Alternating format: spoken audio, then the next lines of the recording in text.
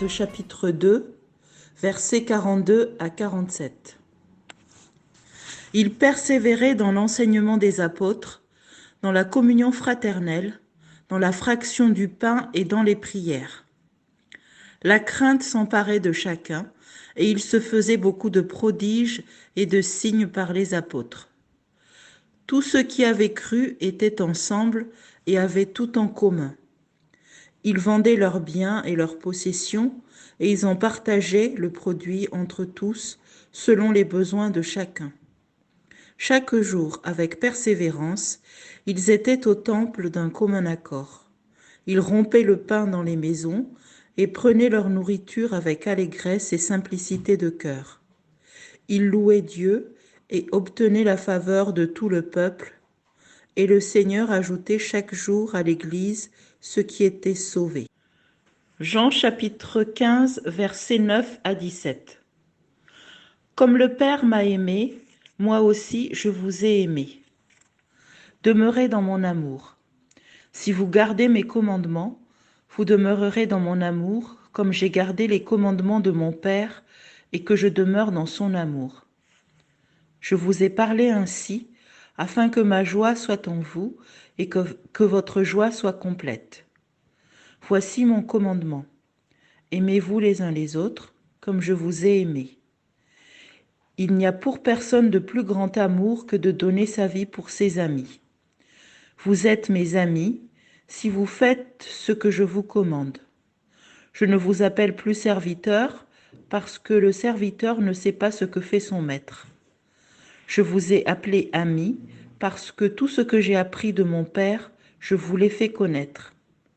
Ce n'est pas vous qui m'avez choisi, mais moi, je vous ai choisi et je vous ai établi afin que vous alliez, que vous portiez du fruit et que votre fruit demeure. Pour que tout ce que vous demanderez au Père en mon nom, il vous le donne. Ce que je vous commande, c'est de vous aimer les uns les autres. Voilà pour le troisième partage biblique. Cette fois-ci, j'utilise les textes que nous regardons dans le groupe avec Hélène Ducastel. Normalement, c'est le premier mardi du mois à 20h30. Nous ne sommes pas nombreux, mais nous sommes entre 6 et 8 personnes. Et cette année, nous avons choisi la thématique, c'est plutôt moi qui a suggéré la thématique de regarder l'Église du Nouveau Testament. On parle beaucoup de l'Église et c'est bien de temps en temps de regarder un peu dans les sources. Et pour commencer, j'aimerais partager avec vous un témoignage, une histoire vraie que j'ai trouvé dans ce livre qui est le cahier de caté fait par Antoine Nuis. Et dans le pur style d'Antoine, il inclut de temps en temps des petits passages, le témoignage que vous voyez ici, que je vais vous lire. Il s'agit de David Brown, écrit B-R-A-U-N, qui raconte qu'il était enfermé dans un cachot sordide en Russie, avec 2 autres prisonniers. Un jour, un nouveau prisonnier est arrivé. C'était un vieux prêtre orthodoxe, jeté là à cause de sa foi. Sa présence dans ce lieu de misère était comme une bougie allumée dans la nuit. Mais à cause de sa différence, il attirait des sarcasmes et des insultes des prisonniers qui se moquaient de sa foi. Un jour, David a reçu un colis de sa femme avec un peu de nourriture. Comme tous les prisonniers étaient affamés, cela représentait un énorme trésor. En voyant les yeux du prêtre, David s'est senti obligé de lui donner un morceau de pain. Le prêtre a pris le pain, l'a coupé en 2 morceaux, et a donné chaque moitié à ses 2 persécuteurs.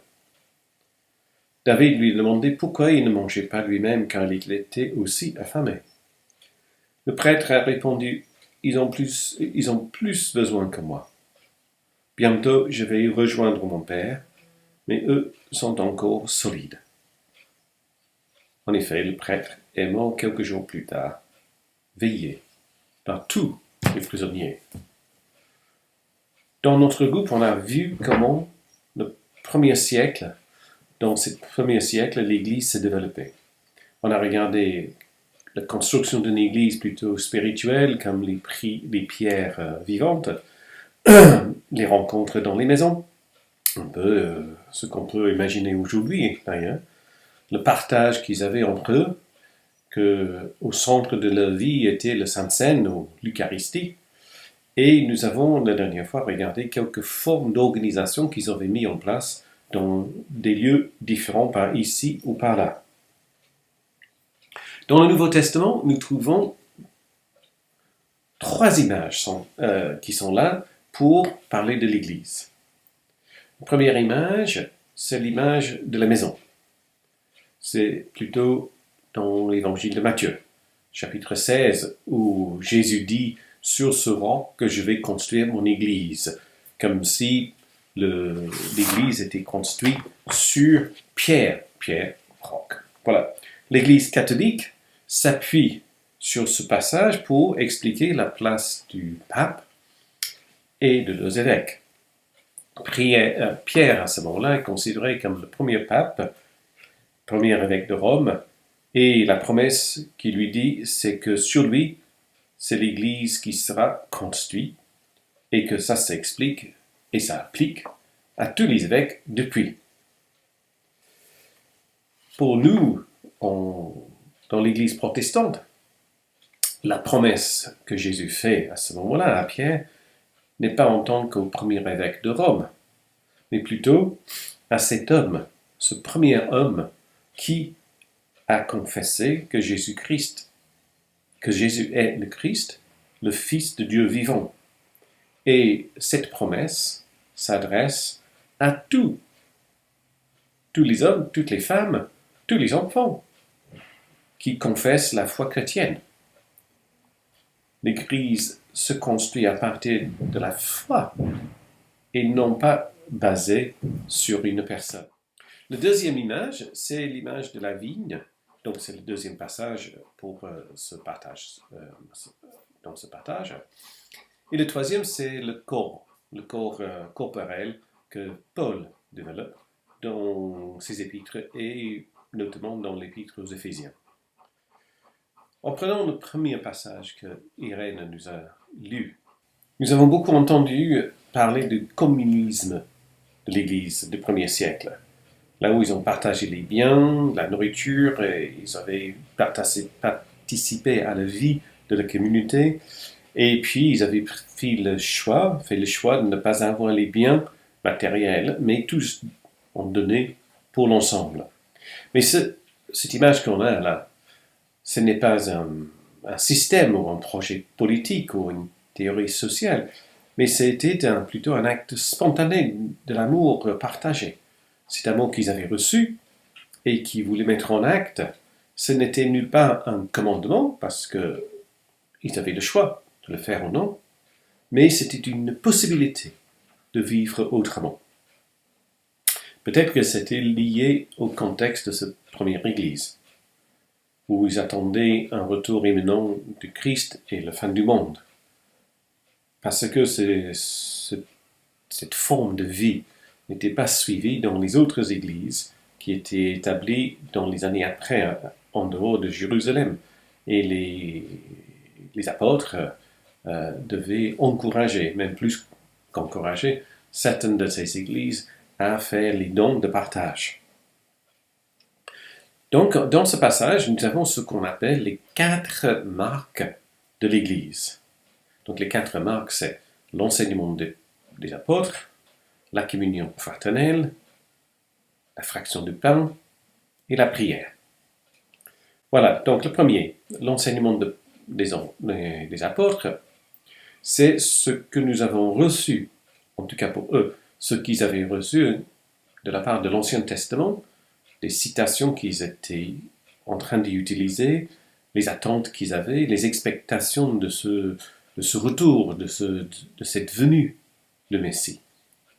Ils avaient également les témoignages de ceux et celles qui ont vécu avec Jésus, qui l'ont connu, qui étaient à ses côtés, qui avaient entendu ses paroles, qui l'ont suivi sur le chemin. Et à cela, Paul s'ajoute lui-même comme un apôtre qui ouvre la voie à d'autres apôtres qui n'étaient pas autour de Jésus quand il était en vie et qui va jusque nous, aujourd'hui, les apôtres depuis 2000 ans, et notre tradition, et notre pratique, et les textes du Nouveau Testament. Quand j'étais à Manchester comme pasteur en train d'être formé comme pasteur, on nous a appris que les 3 marques d'un enseignement chrétien, c'était de trouver d'abord dans le Nouveau Testament, et puis de voir autour de nous si c'était pratiqué, et troisièmement, de regarder dans la tradition de l'Église. Donc ces 3 marques sont là. Le deuxième, alors, c'est la communion fraternelle. Chacun ne vit pas pour soi, mais chacun participe à l'ensemble de la communauté. Liés par les bénédictions que Dieu a données à cette communauté, ils vont nécessairement, bientôt, devoir faire face aux dangers aussi. La communion s'exprime par une entraide active, assistance aussi dans les assemblées, parce qu'ils n'avaient pas le téléphone ou les réseaux sociaux pour prendre des nouvelles des uns des autres. Ils avaient l'assemblée pour maintenir les liens. Pour nous, les moyens sont différents dans notre société. Nous avons la Sécu, nos mutuelles, nous avons nos impôts pour payer les hôpitaux, les écoles, les services, etc. Mais toujours, dans notre foi en tout cas, nous demande à une vigilance accrue à ceux qui sont les plus fragiles, les isolés, ou ceux qui sont âgés. Donc l'enseignement des apôtres, la communion fraternelle, la fraction de pain. C'était à la fois le repas fraternel. Et on se pose la question si aujourd'hui nous allons cette année faire tourner le cochon à l'Ascension et avoir notre repas dans le chalet fraternel. Mais c'était aussi le Sainte Seine. Une difficulté pour nous aujourd'hui aussi. Et donc, nous avons déjà quelques idées en tête pour Jeudi Saint et pour Pâques, pour pouvoir partager le Sainte Seine, la communion, chacun dans sa maison, mais en même temps ensemble par l'écran de YouTube, etc. Le quatrième marque, c'était la prière. C'était la prière dont ils avaient hérité de leur foi juive avant, donc c'est-à-dire les prières à la maison, la première prière de la journée, Shema Israël, ou encore dans la synagogue, ou encore dans le temple. Et puis, la nouveauté, c'était de prier au nom de Jésus. Et avec ces 4 marques, l'enseignement des apôtres, la communion fraternelle, le partage du pain et la prière, ça faisait un effet autour d'eux. Et cet effet était un effet positif parce que les gens commençaient à venir et s'interroger et devenir aussi croyants. Maintenant, le passage dans l'évangile de Jean, chapitre 15. Il est question ici de demeurer. Demeurer en Christ. Demeurer, c'est un joli mot en français, c'est un beau mot aussi en grec. Alors, il ne s'agit pas d'abord d'une communion mystique ou une union des âmes ou un ensemble des cœurs ou un sorte de feeling spirituel, mais Jésus est précis.